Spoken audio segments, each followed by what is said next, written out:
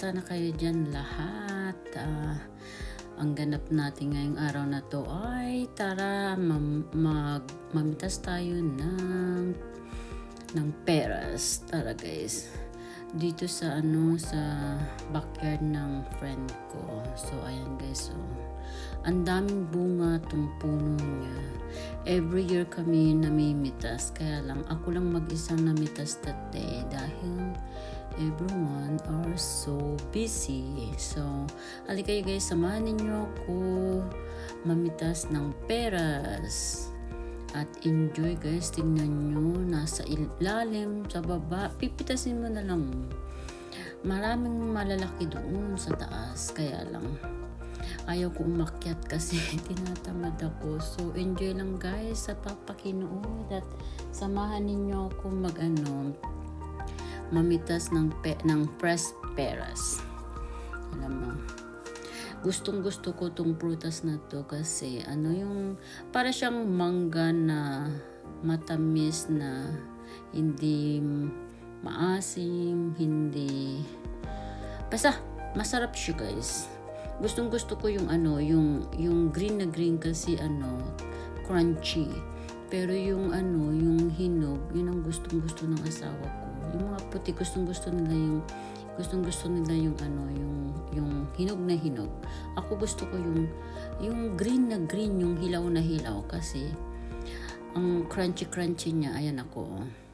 Mag-isa lang ako guys na namimitas kasi yung iba may mga trabaho. But the next day, yung isa kong katrabahoan ay nagpunta siya namitas. Kinuha niya yung nandun sa tuktok kasi gusto nang ipamigay ng kaibigan ko. So, tapos yung iba na nakuha ko, dinala ko sa work para makakain ng lahat ng tao doon na kasi press na press, diba guys? So, tara samahan niyo ako. Pasensya na kayo kung madaldal ako guys. So, gusto ko sana umakyat kaya lang tinatamad ako umakyat. May ladder siya dyan. Yung kaibigan ko siya na lang umakyat kasi mas malakas ang loob ng wala ako sa mood umakyat. So, kasi napakainit. So, namitas na lang ako sa ilalim ng mga puno. Kasi marami dun sa ilalim ng puno at saka hindi gaanong mataas. At maraming bunga doon sa ilalim. So, doon na lang ako namitas guys. Sa end nito, makikita ninyo sa dami kong napitas. Marami pa akong may katabi niyang ayan guys, tingnan mo lalaki. Fresh na fresh. Enjoy na enjoy ako mamitas guys. Tara samahan niyo ako guys. Huwag kayong magsasawa. Ayan see, napakalapit. Pipitasin mo lang, nasa mababa lang. Ayan ayan. So, sayang din kung masisira lang dyan. So, ang ginawa ko ay namitas ako ng namitas. Ayan ang kaibigan ko. Nasaya-saya niya. Umakyat sa ladder niya. Pero okay lang kasi sa kanyang lugar yan. So, ito yan ang lalaki at saka napaka-sweet. Sweet siya. Hindi siya maasim guys. Ayan ang daming bunga. Ang lalaki pa. Ayan. Sa last time na bahay ko, nagtanim ako ng ganyan. Kaya lang, lumipat na kami. Kaya hindi ko na nakita yung pagbunga ng peras ko or kasi binenta ko na yung bahay doon. So, ayan guys. So, ayan. Namimitas ako. Ayan. Ang sarap mamitas. Kasi, abot mo, hindi ba mataas yung ang pamitas. Ayan na. Nag-enjoy talaga. Tara guys, samahan nyo ako. Huwag magsawa at maraming salamat ka.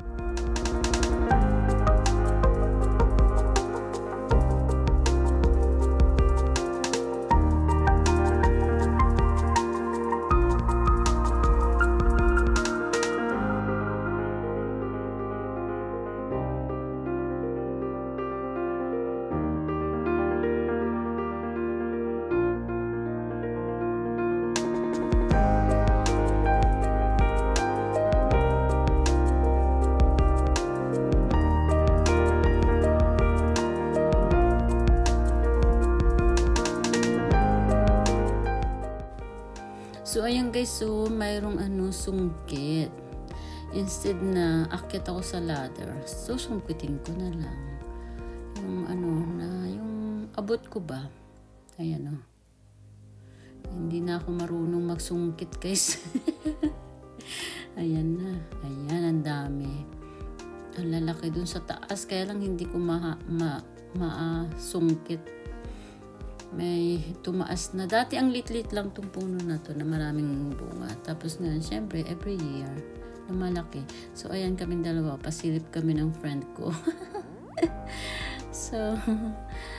So, masarap talaga ang kumain ng fresh na prutas galing sa puno kaysa yung binibili mo sa tindahan na hindi mo alam kung kailan pa yun doon na naka-stock for how many months. Ayan, eto na guys. So, ayan. Hinog na to guys. So. Pero yung hinog masarap din. Pero ang pinaka gusto ko talaga yung green na green, crunchy. So ayan guys. So enjoy sa pakikinood. So ayan na kaming dalawang. Ayan, ka-worker ko siya guys. Ayan, pa-selfie. Siyempre, kasama yung mga pa-selfie natin dyan, right? So ayan, napakaganda ng araw habang namimitas ng fresh na peras at hindi maulan. Kasi lately, puro ulan ng ulan dito guys sa amin, sa Canada.